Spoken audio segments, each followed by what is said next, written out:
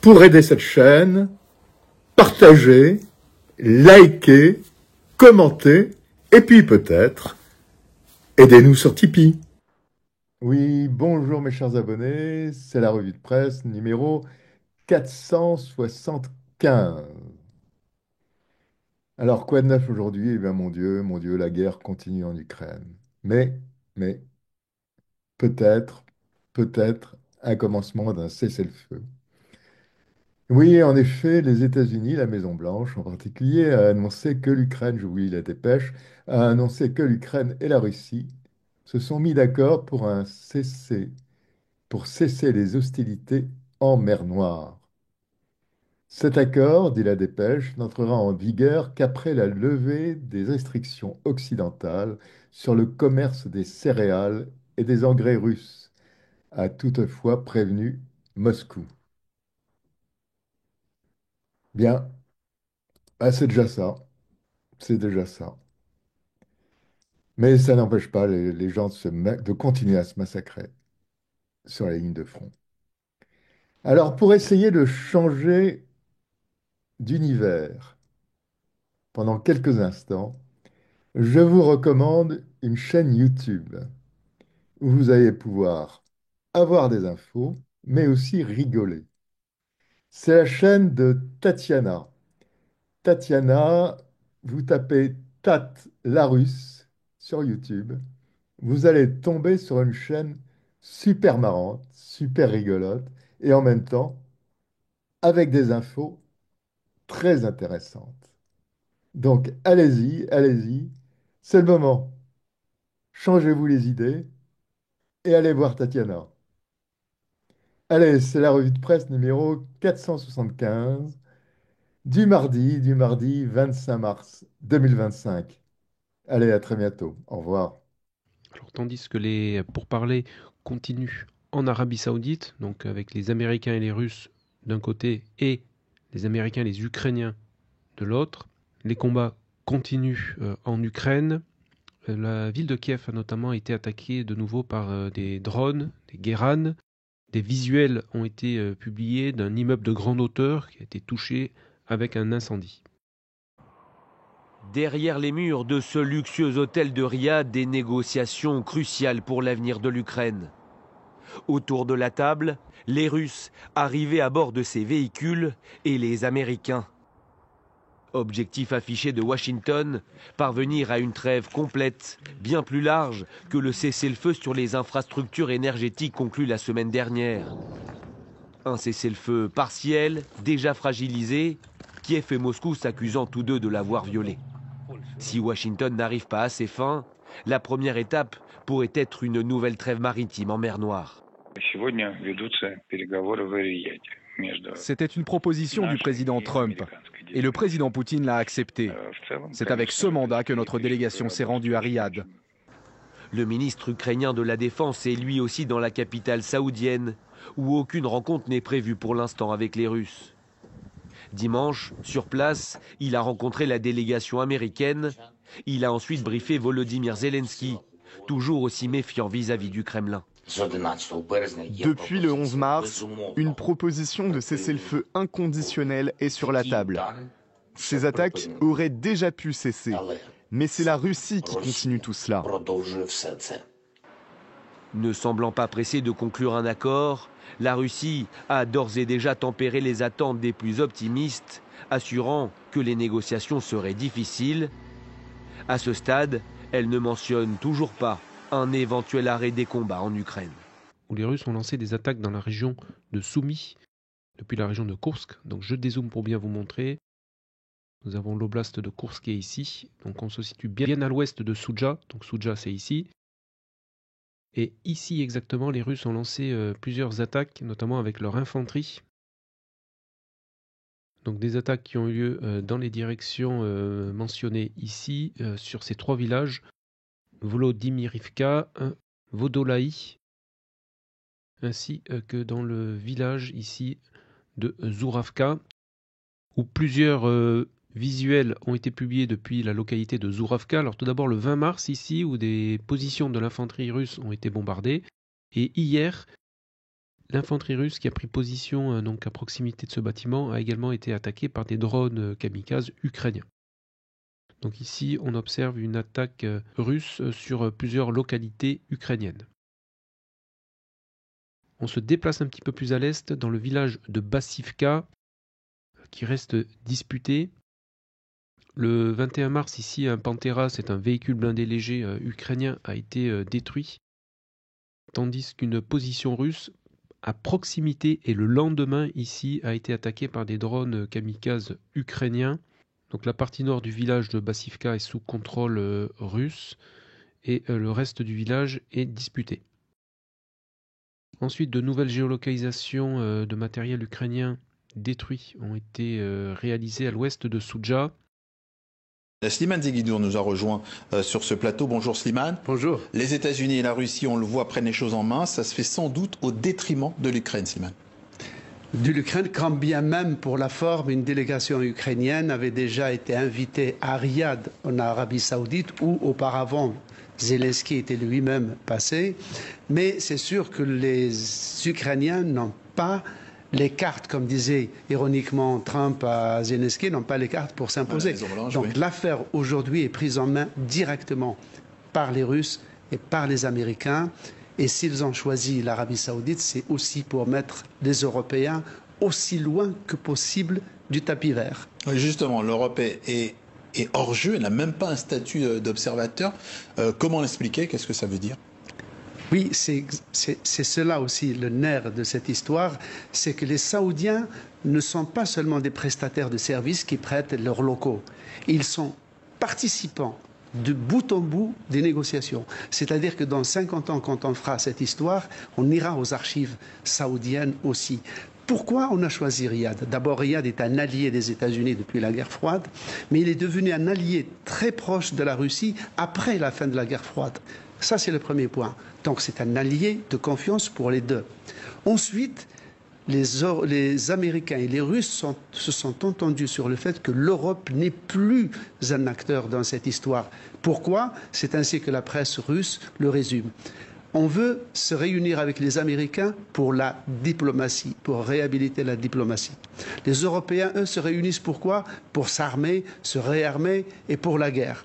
Donc, ce n'est pas le partenaire idéal pour venir nous rejoindre autour de la négociation. C'est cela le discours tenu par les deux grands. Ça paraît incroyable, mais Washington et Moscou sont sur la même ligne quant à leur volonté de laisser l'Europe très loin à l'écart. Ensuite, direction l'oblast de Belgorod, où l'offensive ukrainienne se poursuit dans le secteur de Demidovka. Alors ce village est en partie actuellement sous contrôle ukrainien, notamment la partie sud-sud-ouest ici. Plusieurs positions de l'armée ukrainienne ici ont été bombardées dans le centre. Et ici, une vidéo a été publiée où l'on observe l'infanterie ukrainienne se déplacer dans les bâtiments ici sans opposition. Alors sur le terrain, donc depuis l'offensive qui a commencé le 5 mars jusqu'au 13 mars dans le secteur de Soudja, dans le saillant de Soudja, dans l'oblast de Koursk, dans ce secteur-là, il reste deux petites poches qui sont encore tenues par l'armée ukrainienne. Et dans la foulée, la semaine dernière, les Ukrainiens se sont lancés dans une nouvelle aventure pour pénétrer en territoire russe un tout petit peu plus au sud. Alors là, c'est plus l'oblast de Koursk, ils sont juste en dessous, ils ont attaqué l'oblast de Belgorod. C'est la énième fois qu'ils tentent quelque chose contre cet oblast, mais c'était plutôt sur d'autres axes encore plus au sud les fois précédentes. Et ce qui est très très intéressant, alors ils ont buté sur la ligne de défense frontalière, qui est composée de champs de mines, de dents de dragon pendant quasiment une semaine. Et dimanche, on nous dit qu'ils ont réussi à franchir, à s'ouvrir une brèche dans ce réseau de défense et à atteindre les limites d'un village. Alors les combats se déroulent aux abords de ce village depuis hier. On ne sait pas s'il est complètement conquis ou partiellement. Enfin voilà, ça reste encore dans le brouillard de la guerre, comme on dit. Mais une chose est certaine, c'est que de cette opération, alors c'est pas une offensive, c'est une attaque, parce que vu les moyens qui ont été déployés pour le moment, ça reste très limité. De cette action, vous n'entendez pas du tout parler.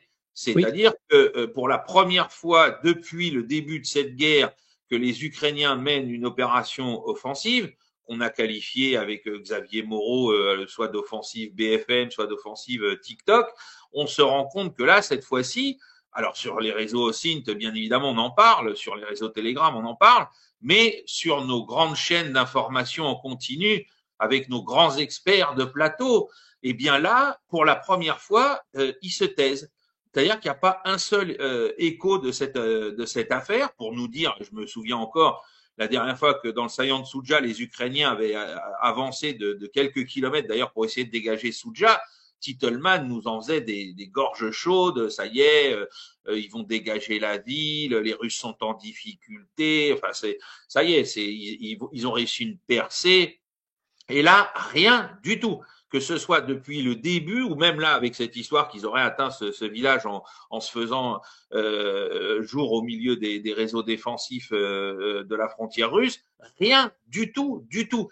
Parce que tout le monde a bien compris que même si sur le plan, alors déjà les Russes les attendaient, parce que là il n'y a pas eu donc de capacité de profiter d'un effet de surprise quelconque. Donc, ils se sont fait matraquer. Les images des 2 premiers jours étaient terribles. Il y avait des drones partout contre tous les véhicules ukrainiens, des frappes d'artillerie, des frappes des forces aérospatiales russes. Mais là, on voit bien que, je sais pas, il y a quelqu'un, alors peut-être que Syrski s'est dit, tiens, j'ai perdu à Soudja, je vais aller les enquiquiner à Belgorod, et comme ça, à Djeddah, il y aura encore quand même quelque chose à dire sur un bout du territoire russe qui est en notre possession. Si le saillant de Soudja n'a jamais posé la moindre problématique aux Russes dans des négociations éventuelles, c'est pas la conquête de quelques kilomètres carrés supplémentaires au sud sur la ligne de frontière finalement, et la perte peut-être d'un village qui va changer quelque chose. Et là, le fait que les Occidentaux n'en parlent absolument pas, c'est que pour eux aussi, c'est fini. C'est-à-dire que ça n'aboutira à rien. Donc, du coup, autant ne pas en parler parce que sinon, il va falloir parler dans les jours qui suivront de peut-être la contre-attaque russe et du fait que les types vont être amenés sur la frontière. Alors 2 fois en un mois, pour les journalistes occidentaux, ça va être trop compliqué à soutenir psychologiquement. L'armée russe qui est obligée de les repousser et les autres qui battent en retraite, ils ont donné une fois, ça leur a déjà fait mal à la tête. Alors là, s'il faut recommencer. Donc je pense que c'est pour ça que personne n'en parle en Occident, parce que de toute façon, en plus de ça, ça ne pèse en rien sur les opérations militaires. On a vu la même chose se dérouler à Toretsk au milieu début mars. Les Ukrainiens ont contre-attaqué après que la ville a été prise par les Russes. Ils ont repris quelques quartiers. Les gens étaient là. Sylvain, regarde, ils contre-attaquent. Qu'est-ce qui va se passer? Bah oui, ils ont pris des pâtés de maison au nord, au sud. Les Russes les ont arrêtés. Maintenant, les Russes ont relancé des contre-attaques pour reprendre ces quartiers. Et sur le cours des opérations et le cours de la guerre, à part faire tuer des Ukrainiens, ça n'a rien changé, rien du tout. Et on compte 88 blessés, dont 17 enfants lors d'une attaque de missiles russes sur Soumy, ville du nord-est de l'Ukraine. Ces frappes ont touché une zone résidentielle, endommageant plusieurs immeubles d'habitation, ainsi qu'une institution éducative. Des opérations de secours sont en cours. L'attaque a eu lieu alors que les responsables russes et américains se sont rencontrés en Arabie Saoudite pour discuter d'un éventuel cessez-le-feu.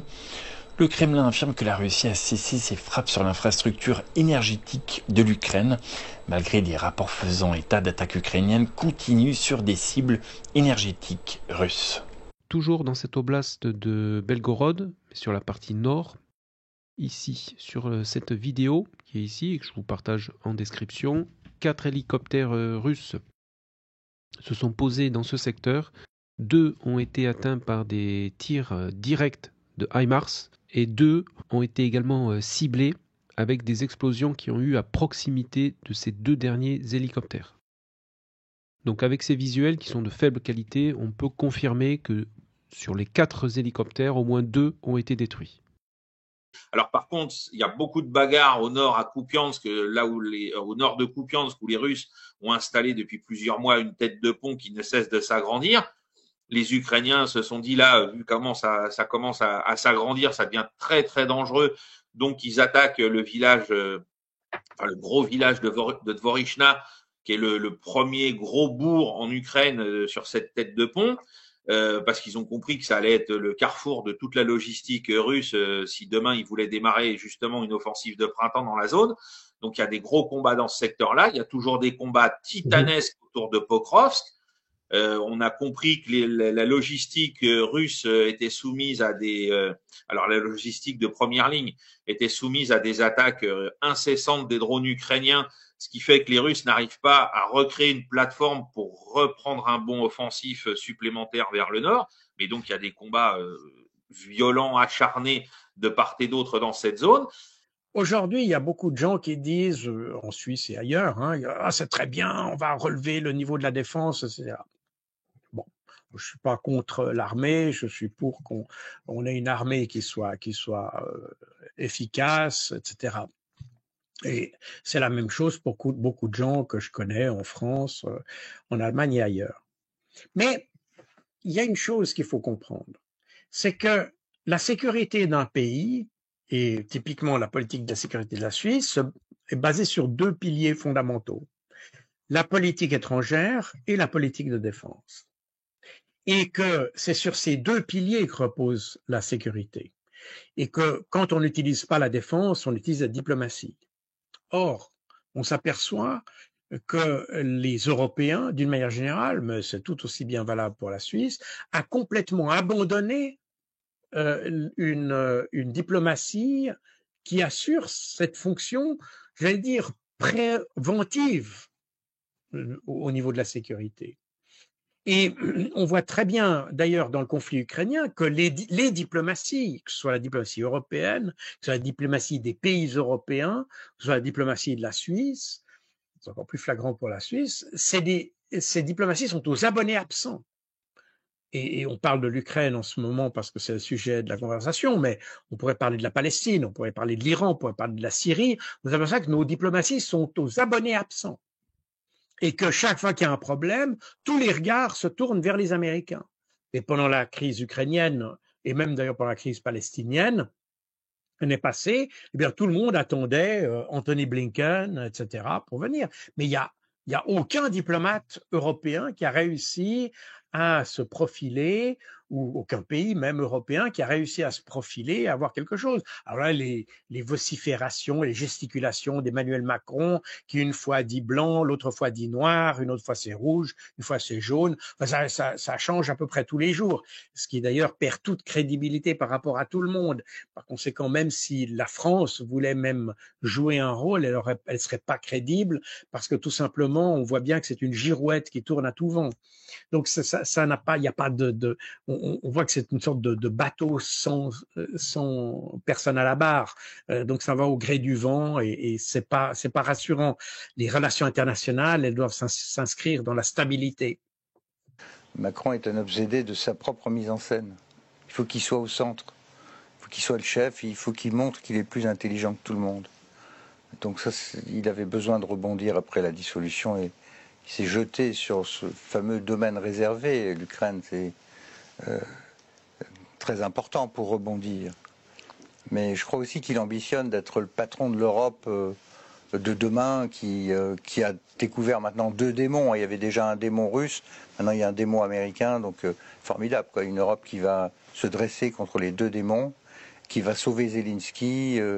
Et ça, c'est une grande mission. Tout ça est complètement bizarre, si vous voulez, parce que faut quand même revenir au départ. En Ukraine, comme dans bien d'autres sujets, le Liban, l'Afrique, le Moyen-Orient, Israël, Macron a dit tout et le contraire de tout, sans aucun problème. Il a commencé dans le conflit ukrainien en comprenant qu'il y avait des intérêts de sécurité en Russie qu'il fallait respecter.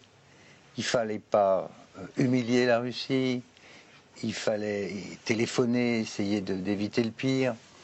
Il a tenu comme ça un certain nombre de mois, puis brutalement, il est passé à l'autre extrémité. C'est-à-dire après son discours de Bratislava au printemps 2023, il a épousé la thèse des plus durs anti-russes, ceux qui sont immédiatement à côté, les Baltes, les Polonais et bien sûr les Ukrainiens, pour vendre l'idée que c'est 1938, quoi. On a affaire à Hitler, on a affaire à une prise de gage qui va être suivie par d'autres invasions, alors que c'est absolument pas ce qui se passe. Mais peu importe, il s'est mis sur ce créneau-là, ce qui lui a permis de ne plus être critiqué par les Européens de l'Est qui le traitaient ils se moquaient de lui, il disait qu'il allait macroner avec... Il y avait un verbe qui avait été inventé. Avec Poutine, ça, il ne supporte pas la critique, donc il ne voulait pas être critiqué. Dans son esprit, il fallait qu'il reprenne le leadership en Europe, alors que les autres étaient affaiblis. Mais donc il a dit tout et le contraire de tout. Là, on est dans une phase que dans mon livre, j'avais prévu que mon livre a été écrit bien entendu avant l'élection de Trump et avant cette phase, mais cette phase, elle était archi prévisible en fait. Il faut voir qu'à la fin de l'année 2022, je rembobine un tout petit peu. J'ai toujours pensé que cette guerre aurait pu être évitée et qu'elle aurait dû être stoppée dès le mois de mars 2022, donc 3 semaines après le début de la guerre. Il y a eu des négociations entre Ukrainiens et Russes en Turquie. Et que ce sont les Occidentaux qui les ont fait capoter. Largement, oui. Boris Johnson en particulier. Puis il y a eu la décision américaine, devant l'échec de l'armée russe, de saigner l'armée russe. Ils l'ont dit comme ça. Lloyd Austin, le ministre de la Défense, a dit on va leur enlever l'envie de recommencer. Donc commence une phase où là on rentre dans autre chose, qui est une guerre par procuration, non déclarée. Les mots sont importants. Par procuration, non déclarée, entre l'OTAN et la Russie. Et là, il y a eu le recul de l'armée russe, des premiers pas très positifs pour l'armée ukrainienne. Et il y a eu un moment où les Américains ont préparé la fameuse grande offensive de 2023, qui a raté. Le chef d'état-major américain de l'époque, le général Milley, qui est d'ailleurs poursuivi de la haine de Trump aujourd'hui même, Milley a dit il y a pas les Ukrainiens ne pourront pas reconquérir leur territoire par la force. Il l'a dit publiquement dans le groupe de Reinfeldt, ce qui ne manquait pas d'un certain courage d'ailleurs. La chef du renseignement américain, Avril Haines, dit la même chose.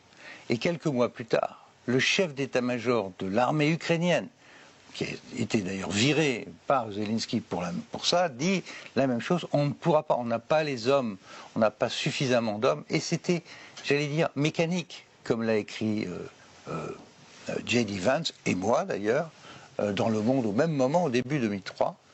Il y a un différentiel de 1 à 5 entre la population russe et la population ukrainienne actuelle. L'Ukraine a perdu 20 millions de personnes depuis l'indépendance. 10 millions à cause de la mauvaise gouvernance pendant les 10 premières années, et 10 millions à cause de la guerre, qui sont réduits à 30 millions de personnes. Donc cette guerre n'est pas gagnable.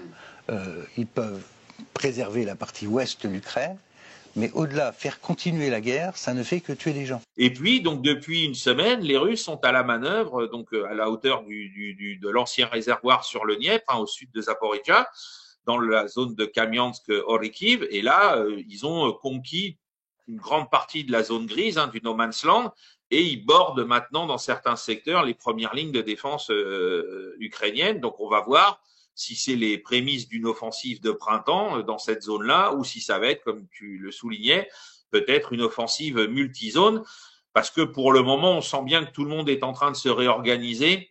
Je rappelle qu'après Soudja, il fallait quand même un temps de réorganisation avant de lancer l'opération suivante.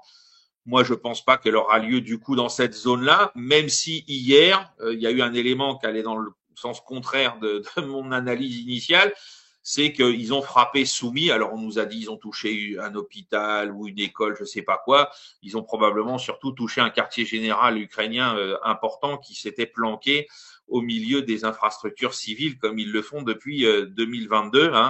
Les gens qui me disent c'est pas vrai, il y a des photos partout sur les réseaux OSINT depuis 2022 de déploiement de pièces d'artillerie, notamment ukrainiennes. Mais non, Sylvain, il y a que le Hamas qui fait ça. C'est les seuls. C'est vrai, c'est vrai. Non, il y a l'armée ukrainienne qui est pas mauvaise du tout dans ce domaine-là. Donc, je vous dis, dès 2022, on avait des photos prises par les Ukrainiens, les habitants, les civils qui étaient dans leur tour. Et au milieu de leur résidence, il y avait un grand espace vide avec les jeux pour enfants et tout. Et là, vous aviez une batterie de canons qui était installée entre les tours. Donc voilà, c'est typique. C'est comme l'histoire de la maternité de Mariupol où on a bien vu qu'il n'y avait plus personne dedans, sinon probablement des gens du bataillon Azov. Donc en résumé, les Russes ont lancé plusieurs attaques sur plusieurs villages dans la région de Soumy, à l'ouest de Soudja. Quant aux Ukrainiens, ils développent leur attaque dans l'oblast de Belgorod. Ils contrôlent une bonne partie du village de Demidovka et Popovka à l'ouest de ce dernier et dans la zone grise. Les Russes, quant à eux, ont de nouveau franchi l'Oskil et sécurisé du terrain au nord du front de Luhansk. Quant aux Ukrainiens, ils ont repris le contrôle du village de Nadia, toujours sur le front de Luhansk. À Toretsk, les Russes ont sécurisé du terrain dans la partie centrale de la ville. Quant aux Ukrainiens, ils ont lancé une offensive à l'ouest de Toretsk qui leur a permis de reprendre 3 villages. Et enfin, sur le front de Donetsk, les Ukrainiens ont sécurisé la partie sud du village de Konstantinopil. Quant aux Russes, ils ont sécurisé du terrain au sud du village de Konstantinopil. Donc voilà pour l'essentiel de l'information. À noter que pour une fois et depuis très longtemps, les Ukrainiens ont enregistré davantage de gains de terrain que les Russes au cours de ces derniers jours. Ça prouve que Trump nous a obligés à réagir en disant que, ce qui se préparait depuis longtemps, qu'il allait quitter, peut-être même quitter l'OTAN, et en tout cas quitter la protection qu'il accordait à l'Europe depuis, que les États-Unis accordaient à l'Europe depuis des décennies. Voilà. En contrepartie de l'acquisition de matériel militaire américain. Soyons clairs, il n'y a aucun risque pour la France de la part de la Russie. Le vrai problème, c'est le risque est pour la Moldavie, parce qu'il y a une communauté russophone environ 40% ou 30% de la Moldavie, et que la Moldavie est très proche de l'OTAN, même si elle n'en fait pas partie. Et il y a un risque aussi, c'est ça qu'on craint sur les pays des Balkans, les pays baltes, pardon, ce qui nous obligerait à intervenir, ce qui nous obligerait... Et la Pologne ? Non, ça, les Polonais ont toujours été convaincus que la Russie allait les attaquer parce qu'ils ont une histoire terrible avec la Russie, je peux comprendre.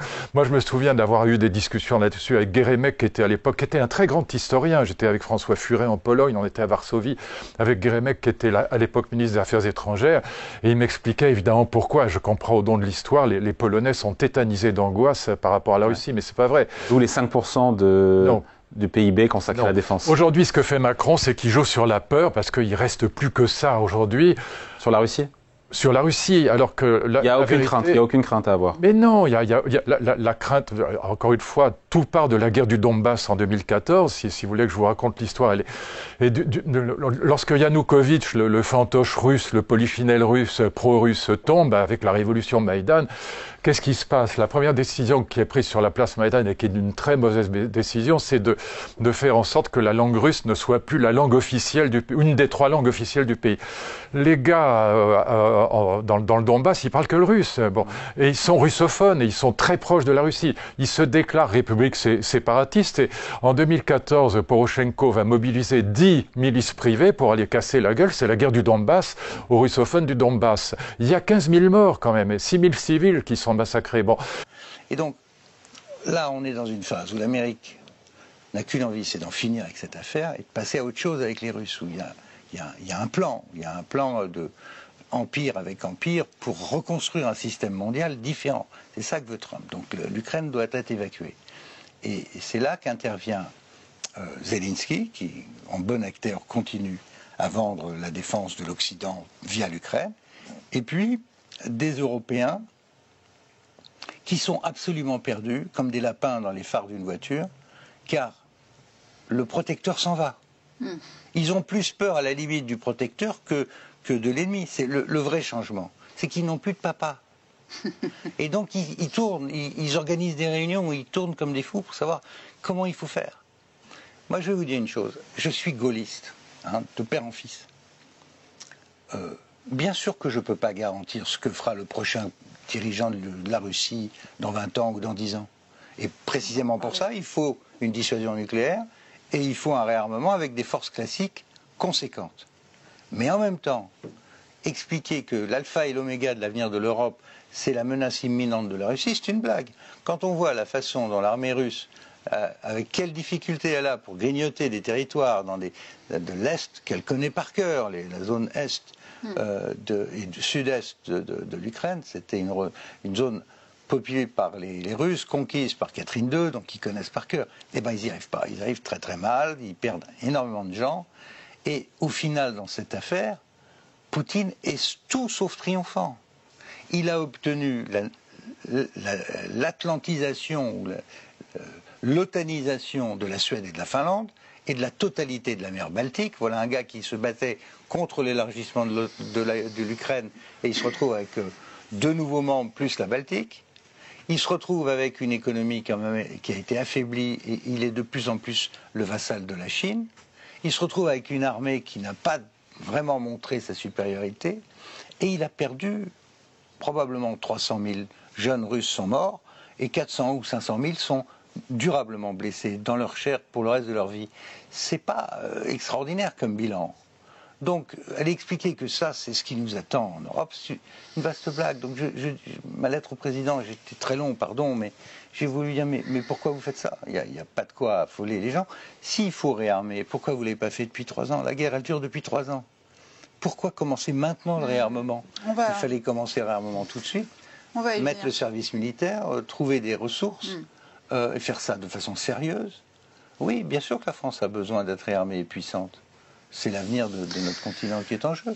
Mais de là, foutre la trouille aujourd'hui à la population en disant « Oh là là, mais ça n'a pas de sens », sauf à essayer de déplacer le jeu politique en France où on ne parle plus de rien, on parle de ça.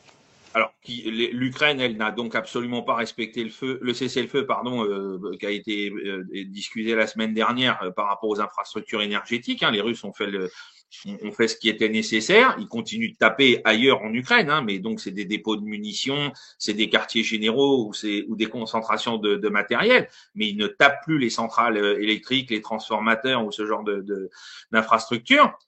Les Ukrainiens, eux, ils ont dit non, nous on continue, parce qu'ils jouent sur les mots selon lesquels le cessez-le-feu aurait été fait pour toutes les infrastructures et non pas simplement pour les infrastructures énergétiques. Donc ils disent, vu que les Russes ont continué de taper telle ou telle usine d'armement, telle ou telle concentration ou ce genre de choses, nous on a le droit de continuer de taper sur les infrastructures énergétiques. Donc encore une fois, c'est se moquer du monde comme ils le font assez souvent.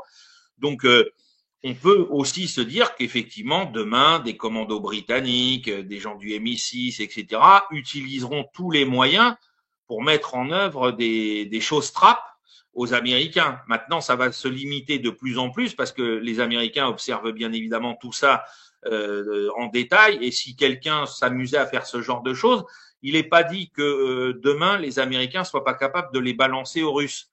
Moi, je suis persuadé que les gens doivent bien comprendre aujourd'hui qu'il y a de plus en plus d'ententes et d'imbrications entre les deux États pour éviter ce genre de choses et pour bien faire comprendre à tous les petits laquais des États-Unis que le shérif a changé, mais qui sont toujours des laquais. Il ne faut pas qu'ils oublient leur statut.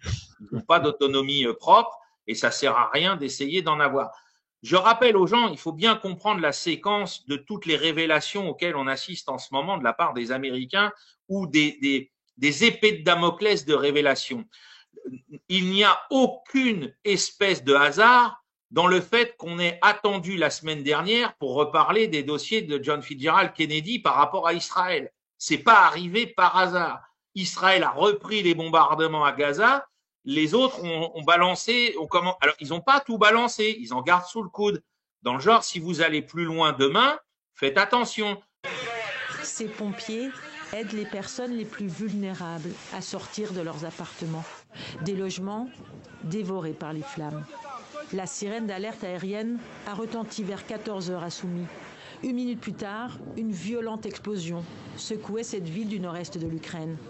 Un délai aussi court suggère l'utilisation d'un missile balistique russe.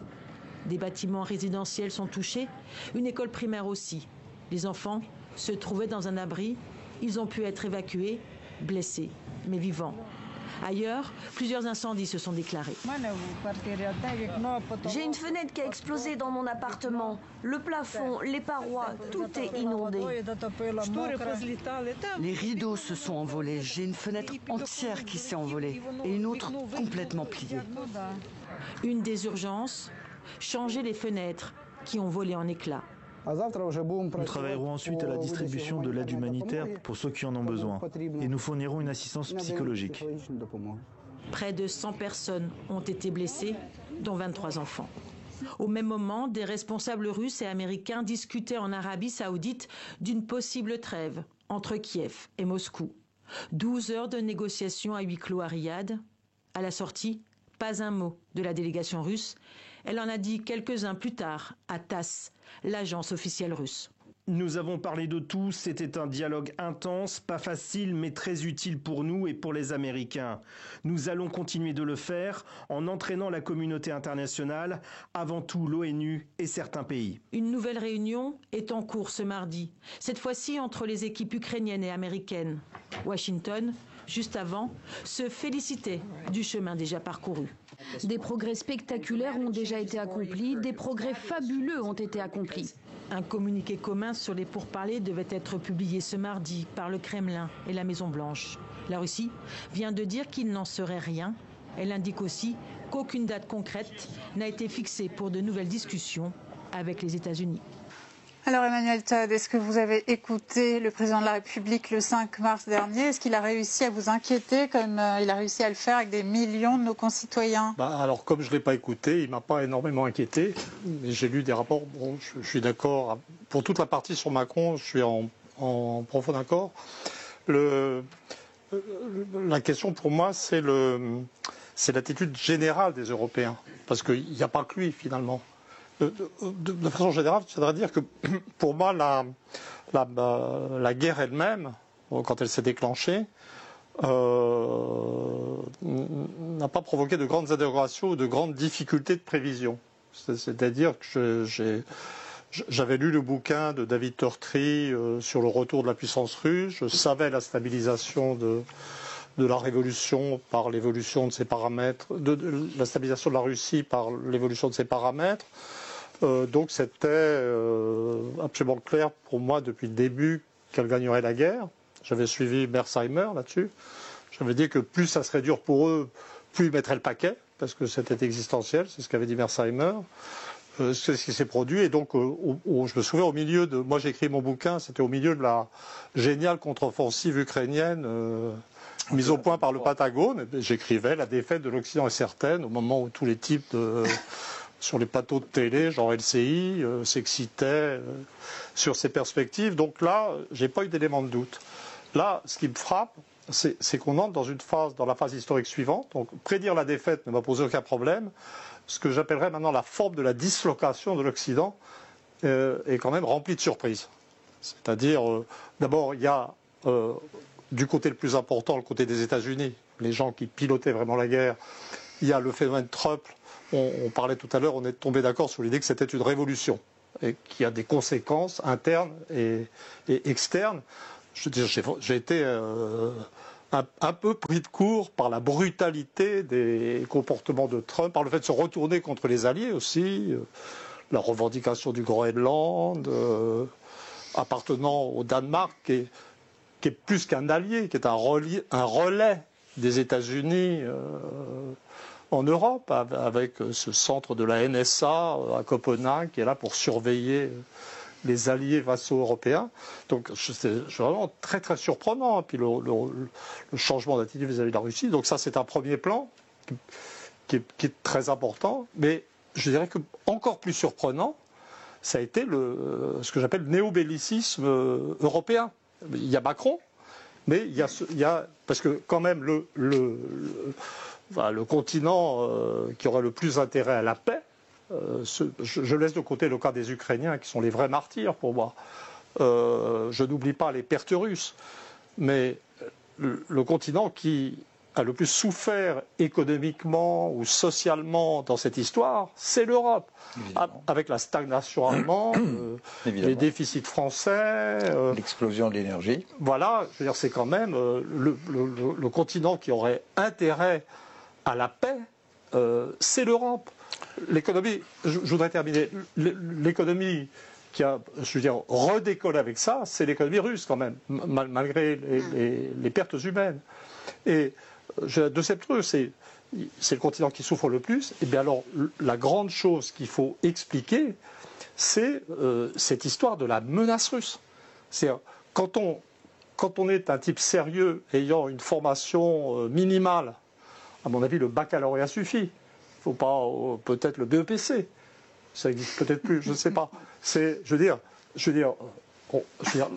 l'inexistence d'une menace russe est une sorte d'évidence. C'est-à-dire la Russie doit avoir à peine plus peuplée que le Japon, avec 145 millions d'habitants, 17 millions de kilomètres carrés. Je veux dire, une population qui décline et qui va beaucoup décliner. Donc se représenter la Russie en menace pour l'Occident, on est dans un domaine qui, je veux dire, j'avais proposé à l'époque de fonder une école de géopsychiatrie plutôt que géopolitique. Sur qu'est-ce qui se passe dans la tête de dirigeants, c'est ça qu'il faut expliquer, qui abreuvent d'une menace russe. Alors quand on regarde les sondages d'opinion en Europe, on voit que les populations sont assez prises, pas globalement, mais quand même les opinions suivent assez bien. Sauf peut-être, non, c'est un contre-exemple, parce que le gouvernement italien ne suit plus, et la population italienne semble pas mal déviante quand même. Mais quand même, je veux dire, cette espèce de machine folle est un problème historique. Et je dois confesser que là, je suis, en ce moment, je travaille, j'essaie de comprendre, mais c'est beaucoup plus compliqué qu'au début de la guerre. Si on a abaissé le niveau de nos défenses ces 30 dernières années, ou 30 dernières années, c'est parce qu'on n'a pas ressenti le besoin d'avoir des armes, parce qu'on était en bons termes. La première mesure, si vraiment on voit qu'il pourrait y avoir un risque, parce qu'aujourd'hui la Russie ne nous menace pas, mais pour éviter qu'elle nous menace, pourquoi est-ce qu'on n'entame pas des relations diplomatiques? C'est le premier pas avant de dépenser 800 milliards. Comprenez? Oui, il faut des armées fortes, bien sûr, mais elles doivent se faire en proportion de la menace. Là, maintenant, tout le monde est sur le pied de guerre. Alors, on a Emmanuel Macron qui nous fait un discours avec des menaces dans tous les sens, qui sont d'ailleurs, je crois qu'à peu près chacune des menaces qu'il a évoquées est un mensonge, mais bref, on ne va pas discuter ça aujourd'hui. Ces menaces, elles doivent... il ne s'agit pas de les gonfler au point qu'elles deviennent totalement irréalistes. Je veux bien qu'on admette que la Russie soit à terme une menace, mais avant qu'elle devienne une menace, on peut quand même parler avec. Qu'est-ce qui nous retient de parler avec la Russie? Alors on va me dire, ouais, mais ils ont attaqué l'Ukraine. Et c'est d'ailleurs ce que notre ambassadeur à la télévision suisse romande avait dit, notre ambassadeur de Kiev, Claude Wild, qui était ambassadeur de Suisse à Kiev jusqu'à l'année passée. Il avait dit, négocier avec les Russes, c'est comme récompenser l'agresseur. D'accord. Mais alors pourquoi est-ce qu'on parle aux Américains qui ont agressé l'Irak? Pourquoi est-ce qu'on parle aux Américains qui ont agressé l'Afghanistan? Pourquoi est-ce qu'on parle aux Français qui ont agressé la Libye? Aux Israéliens. Et chaque fois basé sur des mensonges. Donc, vous voyez, c'est là où est le problème. C'est que on applique tout d'un coup avec la Russie des règles qu'on n'a jamais appliquées avec d'autres. Si on était cohérent, on dit, quand il y a un pays agresseur, on ne lui parle plus. Bon. À mon avis, c'est pas très malin parce que, à mon avis, c'est précisément le moment où il faut la diplomatie. Elle est précisément là pour arrondir les angles lorsqu'il y a une rugosité. Logistiquement parlant, nous ne pouvons rien faire tout seuls. Au niveau du renseignement, nous ne pouvons rien faire tout seuls. Et que, avec l'effectif de notre armée et les moyens dont elle dispose, la pauvre, eh bien, ça durerait à peine une semaine pour nous aussi. Voilà, donc ça sert tout ça à rien d'autre que d'agiter un chiffon rouge. Ça redore c'est censé redorer le prestige de Foutriquet, pour nous dire il est chef de guerre, etc. Mais derrière, le but, ne l'oublions pas, chers compatriotes, c'est de vous faire les poches, de nous faire les poches, en disant regardez, parce que l'échec d'envoyer du monde va servir à nous faire les poches. C'est-à-dire qu'on va vous dire, regardez. Les Britanniques ont finalement raccroché les gants parce que, bien évidemment, l'engagement et l'honneur, ça fait depuis longtemps qu'ils ont fait une croix sur un trait d'égalité entre ces deux mots. Donc, ils n'y vont pas. Et donc, nous, on n'a pas pu y aller non plus parce qu'ils nous ont lâchés, qu'on n'a pas les moyens tout seul. Donc, il faut réindustrialiser et il faut que vous nous donniez votre épargne sous la forme de trucs là, de bons à 500 balles le bon. Et donc, quand on écoute Marc Toiti la semaine dernière sur CNews, il dit bon les gars, si vous y allez, c'est à vos risques et périls. C'est pire que les emprunts russes. C'est là qu'est le premier problème dans notre défense européenne. Si Moi, je veux bien qu'on fasse des armées puissantes, etc. Mais de toute façon, d'ailleurs, avec ce qu'il faut reconstruire, ce qu'il faut rebâtir, etc., on ne sera pas prêt avant 10 ans au bas mot. Enfin, je ne veux pas jouer les Cassandres, mais enfin, il est évident qu'une industrie, un complexe militaire-industriel se reconstruit pas comme ça en quelques jours. Donc, on voit bien qu'on est sur une menace qui est quand même à long terme. N'est-ce pas? 10 ans, on est déjà dans le long terme. Par conséquent, est-ce que la menace, et surtout quand Emmanuel Macron nous dit que pratiquement les Russes sont à nos portes, parce qu'une fois qu'ils se sont occupés de l'Ukraine, ils s'occuperont de nous, hein, c'est un peu ce qu'a dit Emmanuel Macron. Est-ce qu'il n'est pas plutôt temps d'entamer des relations diplomatiques et simplement commencer à se parler et profiter du fait que les Américains le font pour essayer peut-être de les prendre de vitesse pour avoir nous-mêmes la maîtrise du processus de paix en Ukraine. Mais vous n'avez même pas cet effort-là qui est fait. Parce que les propositions européennes, c'est dire Trump, il est pro-Poutine, et voilà, donc on exclut déjà. Et puis nous, ce qu'on veut faire, c'est amener des munitions et trouver des combines pour fournir plus d'armes à l'Ukraine. Donc on n'est pas du tout dans cette dynamique qui consisterait à dire bon, les Américains veulent le faire, nous, on pourrait faire mieux qu'eux. On pourrait prendre en main ce processus diplomatique ou ce processus de paix. Mais non, c'est pas du tout ce qu'on fait. Donc, on voit bien que les Européens sont en panne de stratégie. Il n'y a pas d'objectif, même avec l'Ukraine. D'ailleurs, pourquoi donner des armes? Dans quel but? Pour armer l'Ukraine? Oui, bon, mais ça, c'est pas un objectif. Armer dans quel but? Pour la faire gagner? Mais on voit bien qu'aujourd'hui, c'est pratiquement infaisable. Donc, quel est l'objectif qu'on cherche à atteindre là? Donner une meilleure position? C'est ce qu'on a dit quand on a fourni les premières armes à l'Ukraine, c'est pour qu'elle ait une meilleure position dans les négociations. Mais aujourd'hui, on lui refuse même de négocier. Donc, c'est même pas pour qu'elle ait une meilleure position dans les négociations. D'ailleurs, sa position n'a fait que de se dégrader. Donc on voit bien que les Européens n'ont absolument, et ça alors c'est évidemment la faute de gens comme Ursula von der Leyen, Kaja Kallas qui est sa ministre, responsable des affaires étrangères, enfin la responsable de l'European External Action Service, qui est le ministère des Affaires étrangères de l'Union européenne. On voit bien que c'est des gens qui n'ont aucune intention de résoudre le problème. Ils veulent continuer dans cette dynamique de confrontation avec la Russie. Et donc, on voit bien qu'on n'avance pas, on peut pas avancer avec des gens comme ça. C'est pas possible. On n'avance nulle part. Ils savent même pas où ils veulent aller eux-mêmes. Donc c'est là, et à mon avis, ça montre là la faiblesse de cette Union européenne, qui sait pas du tout où elle va. Elle avance, mais elle sait pas où. Elle ne sait pas dans quelle direction, elle ne sait pas comment. On ajoute simplement, on a des gens qui, pour prendre une autre image, je dirais, on a des gens qui voient les arbres mais qui ne voient pas la forêt. Il n'y aura pas de chars qui rentrent. Mais non, les chars ne sont pas à Strasbourg, c'est absurde. Voilà. J'en parlais à l'instant avec mon ami Marek Alter, on se disait tous les deux, mais ils sont fous. Voilà. Donc évidemment, jouer sur les peurs, vous savez, c'est très important. Il ne faut pas augmenter le budget de défense de la France, de l'Europe, de 2% à 3%. De l'Europe et de la France, mais pas comme on le fait. Acheter faire reconstruire des Rafales, bon, formidable pour l'industrie militaire française, mais la guerre aujourd'hui, c'est la guerre des drones, c'est pas la guerre des chasseurs. Et donc, il faut quand même réfléchir à ce dans quoi on investit.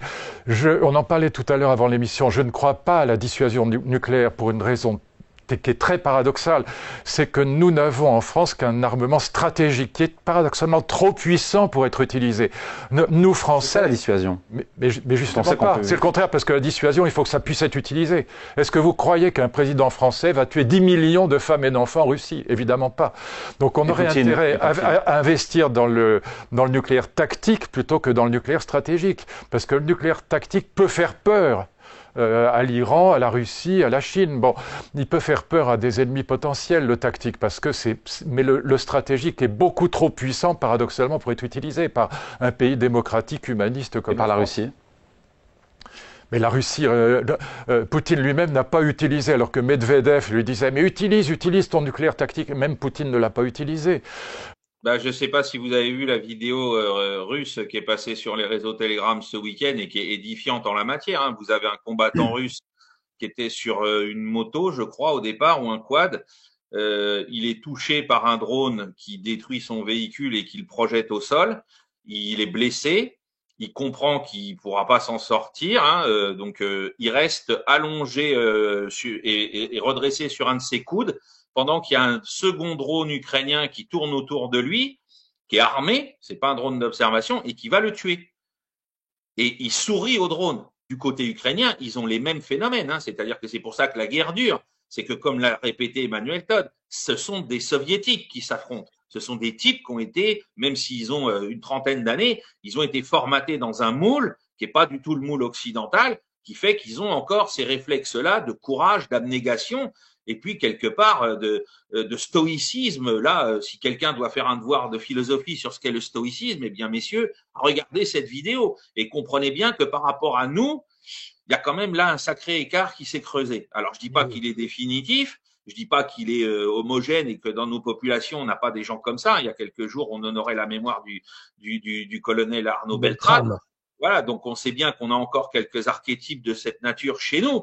Mais là-bas, c'est triste, entre guillemets, parce que ça fait durer la guerre. C'est qu'ils en ont des milliers, des comme ça. Ils en ont pas un ou deux de temps en temps qui sortent du lot. Ils en ont des milliers. Et donc, oui, pour faire face à cette guerre des drones, qui là maintenant, vu le nombre qui est à disposition, s'attaque directement aux combattants à pied et pas simplement quand ils ont des véhicules. Hein. Là, j'ai vu, en faisant un peu le rétexte de ce qui s'est passé dans la retraite de Soudja, les Russes ne se sont pas contentés d'attaquer les véhicules avec les soldats ukrainiens, ils ont aussi attaqué des groupes de combattants qui étaient à pied, avec des drones. Donc c'est complètement fou. Donc pour faire face à ça, faut des gens un peu différents que ceux auxquels on a encore eu affaire là samedi dans les manifs soi-disant antifascistes à Paris, quoi. Oui. Voilà. C'est sûr. C'est pas les mêmes. Donc cette guerre des drones, effectivement, modifiera durablement on le savait déjà dans les conflits asymétriques, on l'avait vu, hein, que le drone joue un rôle de plus en plus important. Mais là, ça va devenir terrible, hein, parce que dans les nouveautés dont les grandes armées modernes veulent se doter, les grands programmes qui coûtent des investissements inimaginables en milliards de dollars, il y a cette capacité, par exemple pour les avions de chasse de 6e génération, de gérer en plus de l'appareil lui-même, hein, le pilote gérerait des attaques de drones en simultané avec son propre avion. Donc ça va devenir des éléments qui vont être des extensions de systèmes d'armes déjà existants et ça va créer des combats d'une nouvelle nature. Hein. Aujourd'hui, on a de plus en plus de petites vidéos où des drones s'affrontent eux-mêmes. Ça reste que c'est une annonce importante, même si pour l'instant, ça ressemble à de la science-fiction, mais c'est de la science-fiction qui se prépare à décoller. On parle d'une nouvelle génération de chasseurs bombardiers potentiellement, les F-47, comme dans Fighter pour le F, et 47, un matricule choisi par le président, ou des gens qui voulaient sans doute le flatter dans le sens du poil, 47, donc comme 47e président des États-Unis. Ouais, c'est le F-Trump qui va donc prendre l'air au cours des prochaines années. Avion développé par Boeing. En fait, c'était ouvert à plusieurs. C'est Boeing qui remporte le contrat. On parle de plusieurs dizaines de milliards de dollars. Ça le dit, c'est une nouvelle génération d'avions, des avions qui seront des avions furteurs et qui vont se distinguer de tout ce qui a existé précédemment parce qu'on ajoute à la capacité du pilote ce qui va l'accompagner, des drones. On parle en français du SCAF, d'un système de combat aérien du futur. Aux États-Unis, c'est plutôt de Next Generation Air Dominance qui nous intéresse.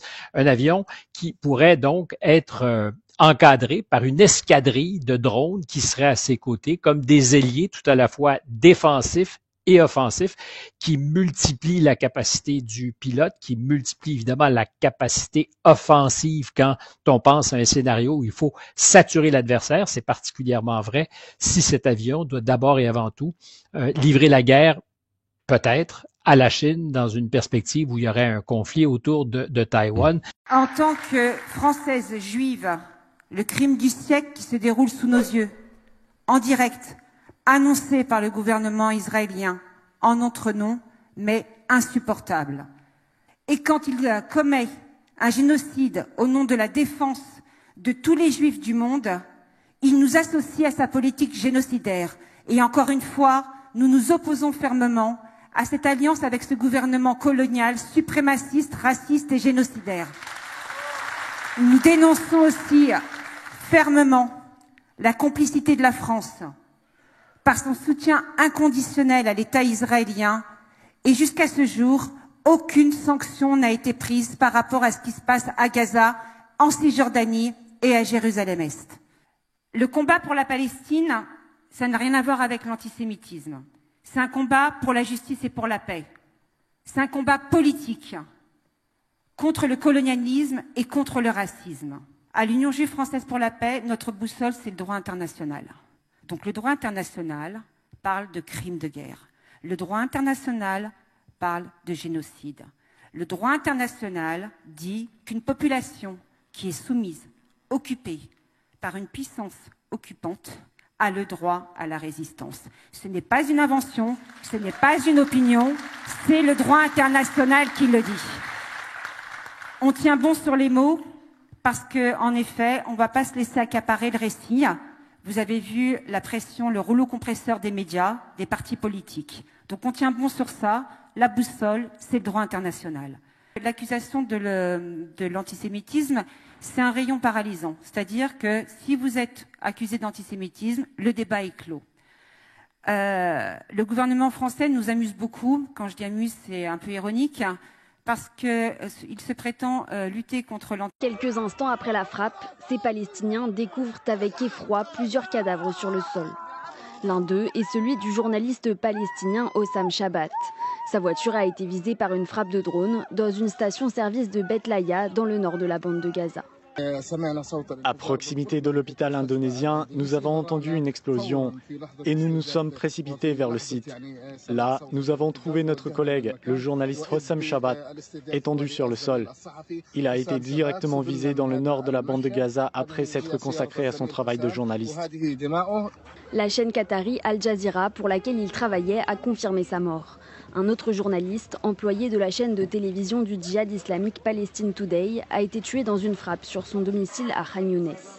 Le syndicat des journalistes palestiniens a dénoncé un nouveau massacre contre les journalistes. Depuis mardi dernier, Israël a repris ses bombardements intensifs sur la bande de Gaza. Außenministerin Baerbock ist zurück in Damaskus. Zu Besuch bei Machthaber Ahmed al-Sharaa und wieder gibt es keinen Handschlag.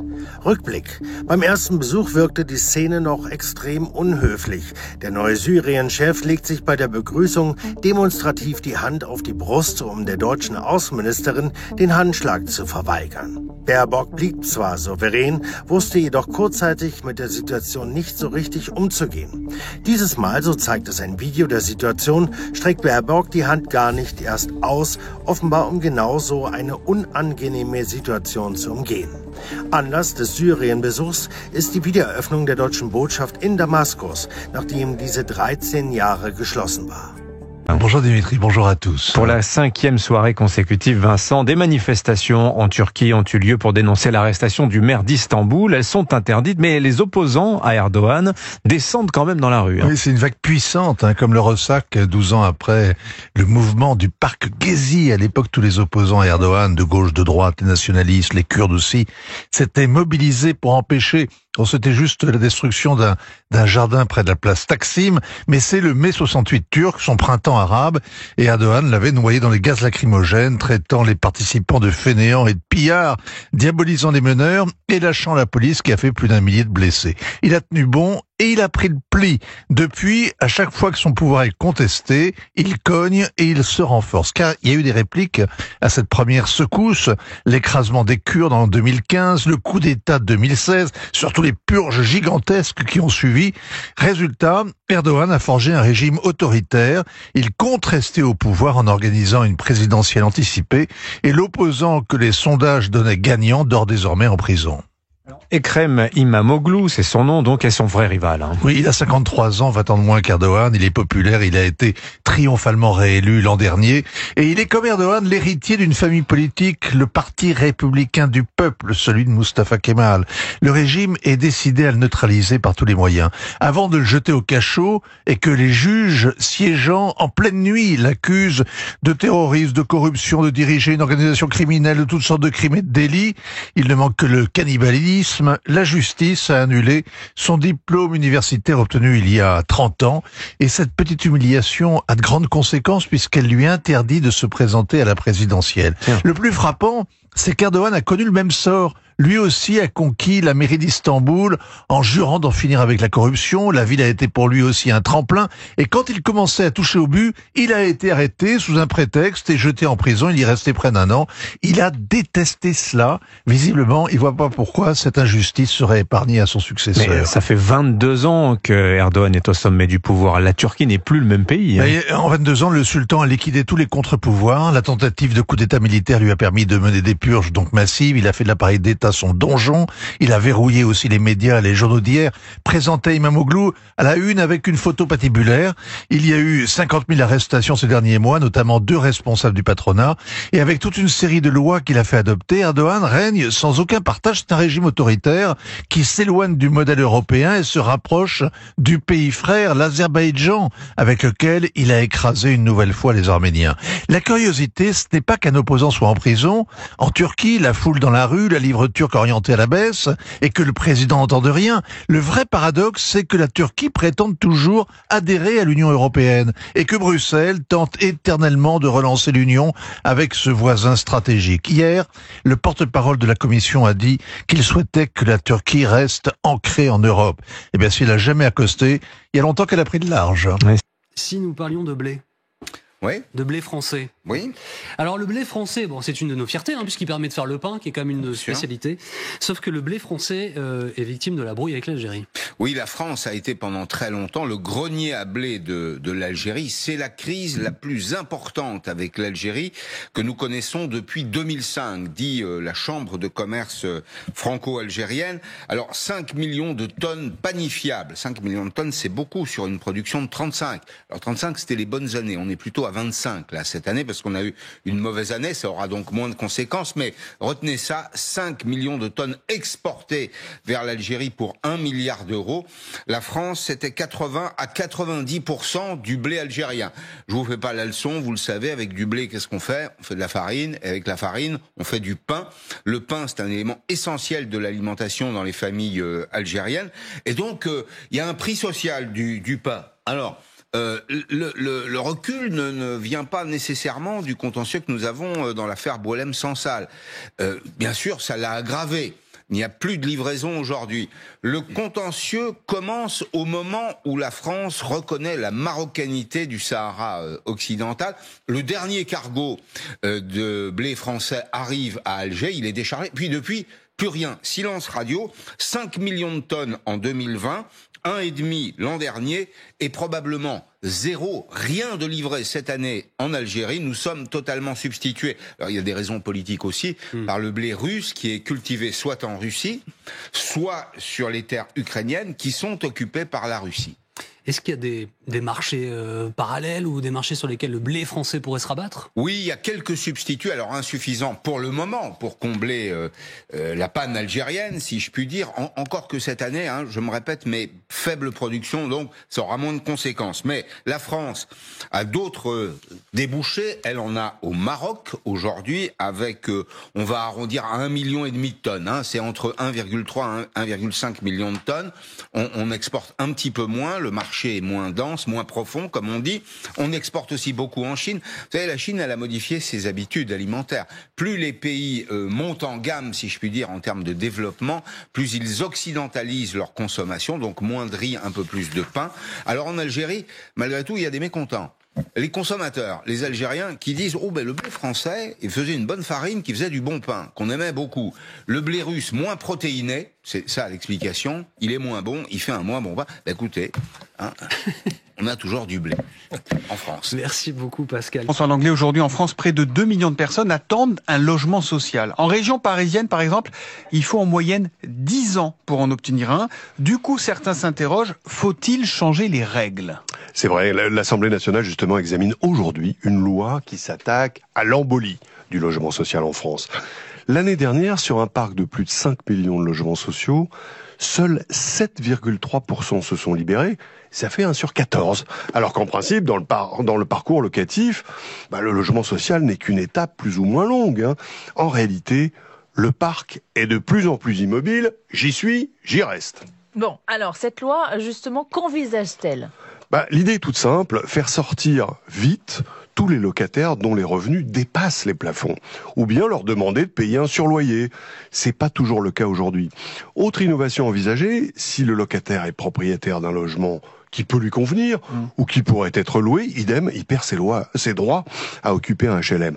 Bon, tout ça c'est du bon sens, encore faut-il le faire appliquer, parce que des textes voisins existent déjà, qui auraient dû permettre de fluidifier le logement social. Mais justement, alors pourquoi on ne parvient pas à fluidifier, comme vous dites ? Vous avez défaut d'exécution des règlements par les bailleurs, ça c'est sûr. À l'heure des charges, bon, ça s'explique pas que par la négligence, il y a aussi la difficulté croissante à se loger dans le parc privé. Il y a de moins en moins de logements à louer, et notamment dans les faibles loyers. Ce sont souvent des logements anciens qui ont été sortis du marché parce qu'ils répondent pas aux normes actuelles. La conséquence, c'est que personne ne veut quitter son logement, que les demandes explosent, plus 70% sur 10 ans, alors que le logement social a vu ses moyens diminuer dans l'intervalle. Bon, François, rappelez-nous, qui a droit aujourd'hui à un HLM ? En fait, les plafonds de revenus sont pas très restrictifs. Pour un couple avec enfants qui habite en Île-de-France, c'est par exemple 5 600 € maximum par mois. Théoriquement, si on suit le seul critère des revenus, 72% des Français sont éligibles au logement social. Vous voyez que c'est énorme. Bon, et ça veut dire qu'il faudrait en construire davantage si on est logique. Écoutez, ce chiffre va vous étonner, mais la France possède déjà près de 40% des logements sociaux existants en Europe, alors que notre population est quand même loin de peser pour la même proportion.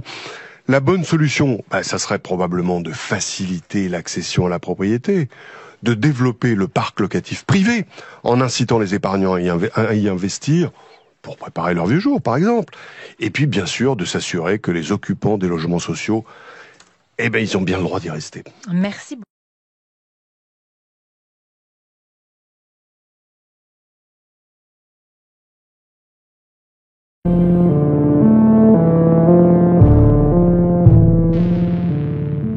Alors, pour aider cette chaîne, partagez, likez, commentez, et puis peut-être, aidez-nous sur Tipeee.